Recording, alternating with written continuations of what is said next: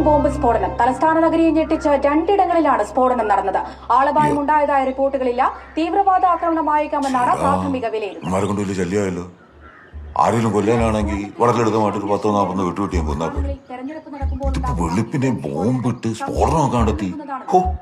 എത്ര പേരുടെ ഉറക്കം കളഞ്ഞു കാണും ദ്രോഹി. ഹലോ, ആഭ്യന്തര മന്ത്രാലയമല്ലേ? ഡൽഹിയിൽ ഇപ്പോൾ നടന്ന പീഡനത്തിന്റെ ഉത്തരവാദിത്തം ഞങ്ങൾ ഏറ്റെടുത്തിരിക്കും. അല്ല, സ്ഫോടനം. ആ ബോംബ് സ്ഫോടനത്തിന്റെ ഉത്തരവാദിത്തം ഞങ്ങൾ ഏറ്റെടുത്തിരിക്കുന്നു. അത് വേറെ ആൾക്കാർ വേറെ ആൾക്കാർ ഏറ്റെടുത്തു. ഫോൺ വെക്കല്ലേ. അതെ, വേറെ എവിടെയെങ്കിലും സ്ഫോടനങ്ങൾ നടന്നതായിട്ട് റിപ്പോർട്ട് കിട്ടിയിട്ടുണ്ടോ? എന്തിനാ? അതിന്റെ ഉത്തരവാദിത്തം ഞങ്ങൾ ഏറ്റെടുത്തോളാം. ഫോൺ വെച്ചിട്ട് പോടോ. നല്ലൊരു ചാൻസ് മിസ്സായി. വന്നൊരു സ്ഫോടനത്തിന്റെ ഉത്തരവാദിത്വം ഏറ്റെടുക്കാൻ പോലും പാവം തീവ്രവാദികൾക്ക് പറ്റുന്നില്ലല്ലോ. അപ്പൊ ആരാണ് ബോസ് ഈ സ്ഫോടനം നടത്തുന്നേ? നിന്നെ ആരാടാ തീവ്രവാദിയാക്കിയത്?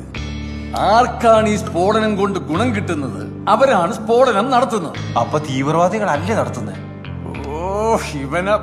എടാ, തീവ്രവാദികൾക്ക് ഒരു രാജ്യം തകർക്കാൻ എന്തിനാടാ അവിടെ 4-5 പേരെ കൊല്ലുന്ന ഒരു ചിന്ന സ്ഫോടനം?